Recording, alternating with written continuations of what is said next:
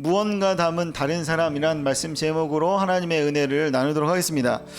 이 그릇은 무슨 그릇일까요? 자, 여기에 물을 담으면 이건 무슨 그릇이 되죠? 물 그릇이 되죠.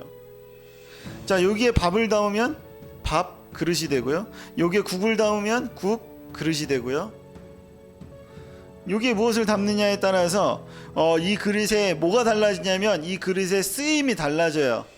여기에 뭐가 담겨 있느냐에 따라서 이름도 완전 달라지죠. 밥 그릇, 물 그릇, 국 그릇. 이 담겨 있는 거 너무 중요하다라는 거죠.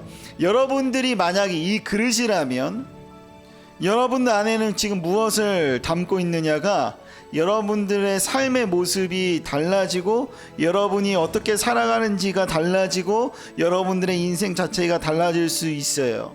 자, 여러분 질문하겠습니다. 여러분들은 과연 무엇을 담고 살아가고 있나요?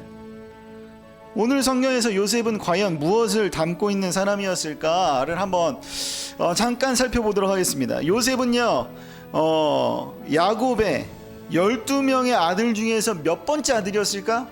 11번째. 딩동댕. 자, 11번째의 아들이었습니다. 그리고 또 하나, 야곱이 사랑했었던 아내의 이름이 있어요. 그 아내의 이름은 라헬. 어떻게 알았지? 라헬.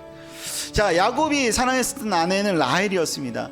야곱이 사랑했었던 아내 말고 그냥 결혼했었던 아내가 있어요. 라헬의 언니의 이름은 레아였습니다. 레아. 자, 그렇다면 이 야곱의 11번째 아들인 이 요셉은 과연 레아의 아들이었을까요? 라헬의 아들이었을까요? 라헬. 굉장한데?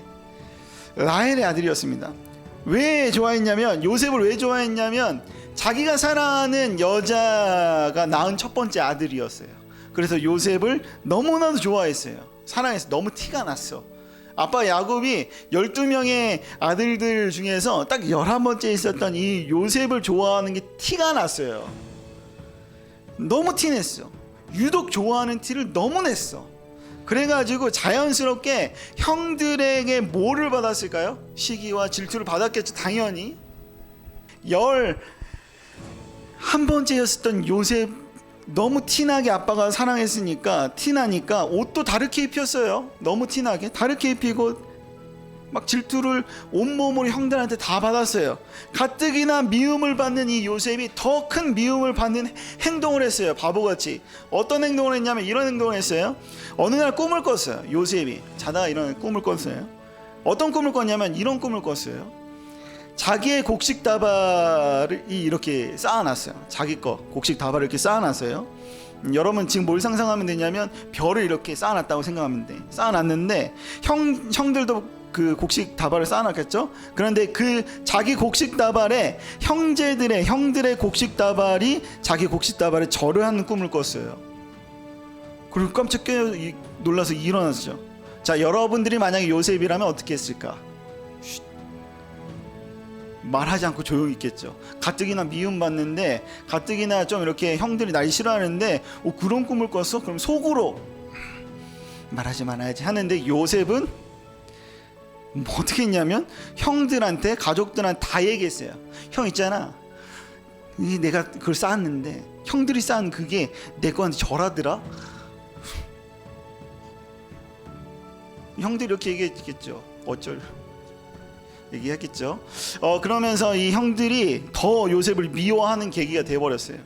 그런데 또 얼마 지나지 않아서 또 꿈을 꿨어요. 이번에 어떤 꿈을 꿨냐면 자신한테 해와 달이 자신한테 절을 해. 그리고 11개의 별이 나한테 절을 하는 꿈을 꿨어요. 이럴 때 여러분들이 요셉이라면 어떻게 했을까? 절대 말을 하지 않겠죠. 당연하게 말하면 나 어떻게 돼요? 나 진짜 완전 미움받죠.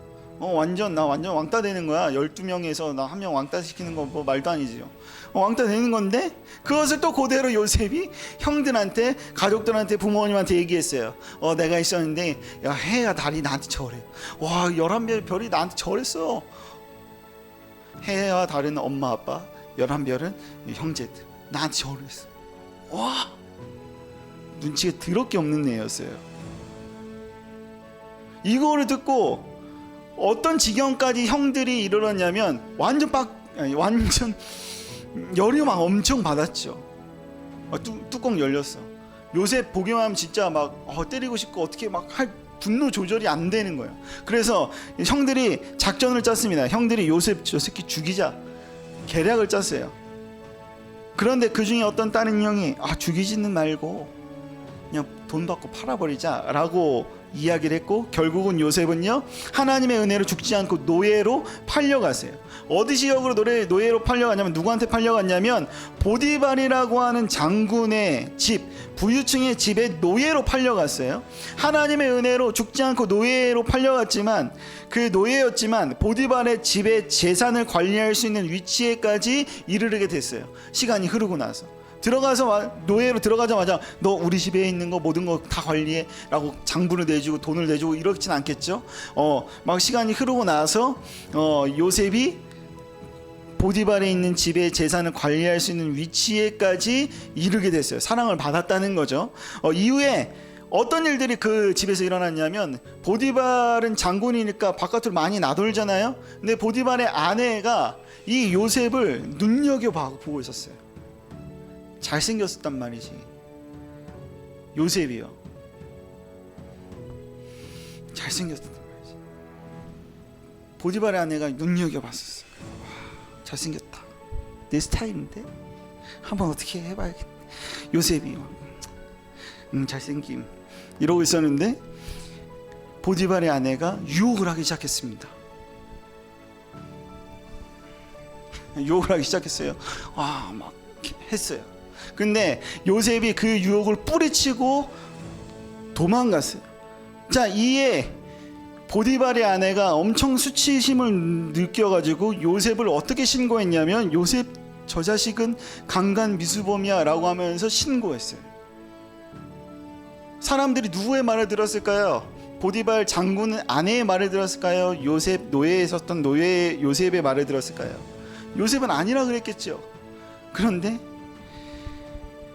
보디발의 아내는 제가 나를 껍질하라 그랬어요 신고를 했고, 요셉은 감옥에 들어갔어요.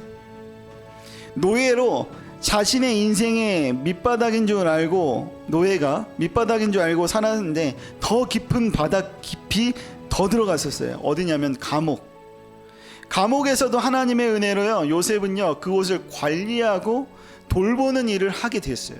시간이 흐르고요. 정말 은혜였어요. 그러던 어느 날에 이 이집트 애굽의 왕 바로가 꿈을 꾸는데, 어떤 꿈을 꾸냐면 이런 꿈을 꿉니다. 바로 왕이요, 삐쩍 마르고 막 찌질한 7마리의 소가 있는데, 옆에 보니까 소가 살찌고 털이 윤기가 있고 막 엄청 포동포동한, 누가 봐도 엄청 좋은 소 7마리가 물을 마시고 있었어요. 근데 이 삐쩍거린 이 7마리 찌질한 소가 갑자기 그 소들을 덮치더니, 윤기가 막 자리를 한 소들을 덮치더니 그 소를 막 먹기 시작했어요. 잡아먹는 막 끔찍한 꿈을 꾸고 깜짝이야 이렇게 일어났죠. 그리고 나서 이 꿈이 가시지 않는 거야. 너무 생생해가지고. 그래서 이 왕이니까 이 나라에 지혜 있는 사람들 다 불러서 야, 이 꿈이 뭔지 해석을 좀 해봐봐 라고 시켰는데, 그 나라의 지혜자들이 단 한 명도 이 꿈을 해석하지 못했어요. 그런데 어떤 일이 벌어졌었냐면, 왕 옆에 왕한테 술을 갖다 주고 술을 대주고 술에 독이 있는지 없는지 먼저 맛을 보는 기미 하는 사람 있잖아. 그 사람은 술 맡은 관원장이라 그러는데, 그 사람이 내가 보니까 감옥에 기똥차게 그 꿈 해석을 잘하는 애가 있더라 라고 얘기해 주는 거예요. 이 술 맡은 관원장하고 요셉은 어떤 관계였냐면, 술 맡은 관원장이 모함을 당해서 감옥에 들어가 있는 시절에 자기가 꾼 꿈을 요셉이 잘 해석을 해줘가지고 자기가 풀려났었던 경험이 있었어요. 그래가지고 이 술 맡은 관원장이 바로 왕의 이야기를 듣고 얘가 진짜 해석을 기똥차게 해요 라고 소개를 해줬더니, 데리고 와봐 해서 요셉을 데리고 와서 꿈을 해석하게 합니다. 요셉이 꿈을 어떻게 해석하냐면, 꿈을 이렇게 해석해요. 이 나라가 7년 동안은 풍년이 들 건데 그 뒤에 7년은 흉년이 들 거예요. 그러니까요, 거기 7년 동안 흉년이 들었었던 거의 20%를 곳간에 저장을 해두세요. 그러면 7년을 흉년이 있었던 7년을 굉장히 풍요롭게 잘 보낼 수 있을 거예요 라고 꿈을 해석해 줬어요. 어떤 일이 벌어졌을까? 14년이 흘렀어요.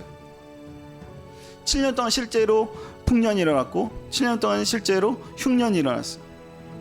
바로 왕이 완전 깜짝 놀랐습니다. 이 꿈이 맞은 거야. 그래서 바로가 요셉을 데리고 왔어요. 데리고 와서 요셉한테 오늘 뭐라고 얘기하냐면 38절에 이렇게 이야기합니다. 38절 한번 읽어보겠습니다. 38절.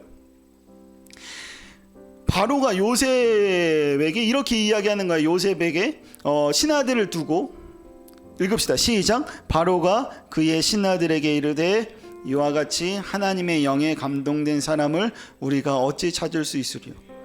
왕이 신하들을 두고 요셉, 야 얘는 하나님의 영에 감동된 사람이야. 이 세상에 뭐 쟤 같은 애는 없을 거야 라고 이야기하는 거죠. 하면서 요셉이 하나님의 영으로 채워진 사람이라는 사실을 이방인이었었던, 하나님을 알지 못했었던 그 이방 나라의 왕이 알아차리는 거예요. 이 말 너무 중요한 말인데, 바로는요 이스라엘 노예인 요셉을 봤어요. 그리고 생각했죠. 아, 이스라엘은 하나님을 믿는 민족이지, 분명 이 사람은 다른 사람들, 다른 이스라엘 사람들하고는 좀 달라. 하나님의 영이 진짜 그 안에 있는 것 같아 라고 느껴져 라고 생각하는 거예요.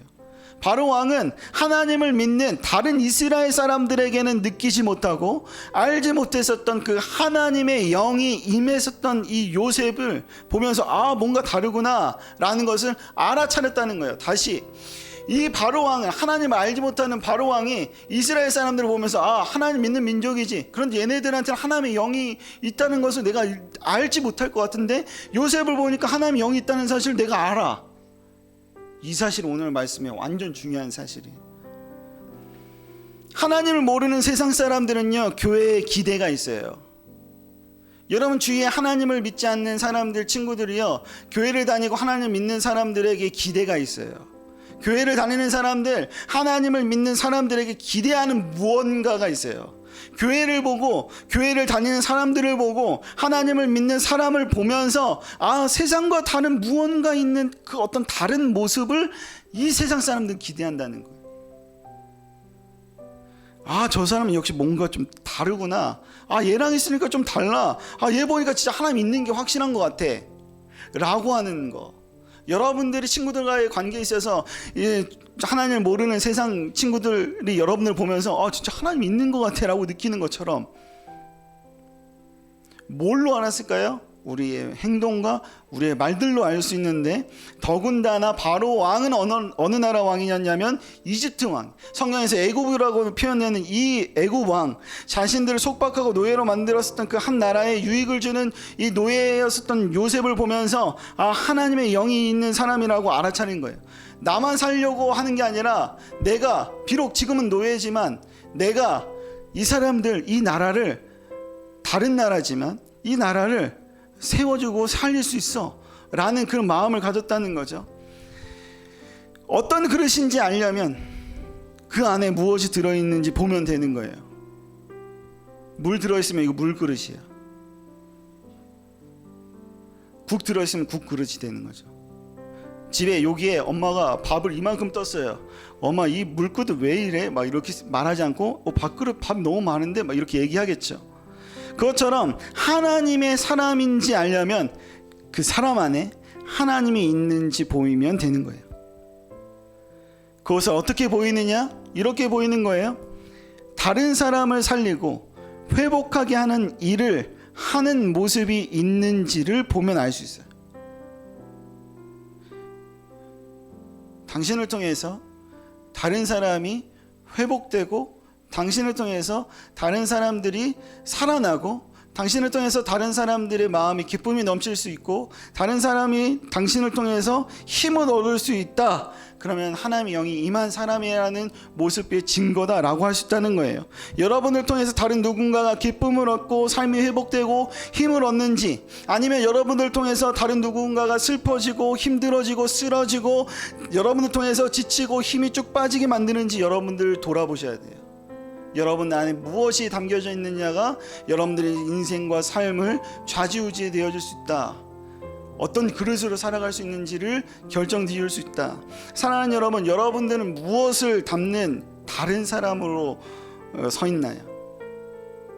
하나님이 여러분 안에 담겨진 사람으로 세상과는 다른 사람으로 살아가기를 소망합니다.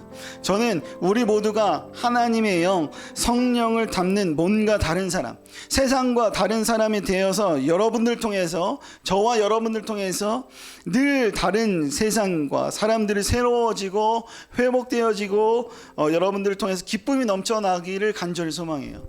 여러분들 안에 무엇이 담겨져 있어요? 여러분들의 이기심과 욕심과 여러분들의 생각이 가득 차 있나요? 아니면은 하나님의 영으로 가득 찬 삶을 살아가고 있나요? 그것을 알 수 있는 방법은 지금 여러분들을 통해서 내 주위에 있는 사람들이 회복되고 살아있느냐 아니면 죽어가고 있느냐, 여러분의 말과 행동을 통해서 분명히 그것이 다 드러나게 되어질 것이라는 사실, 저는 이 시간 이 순간 저분을 박차고 나가는 순간부터 여러분들이 세상 가운데 뭔가 다른 사람으로 살아가기를, 하나님의 영으로 가득 찬 요셉과 같은 삶을 살아가기를 간절히 축복하고 간절히 그렇게 되어지기를 소망합니다. 다 같이 기도하도록 하겠습니다.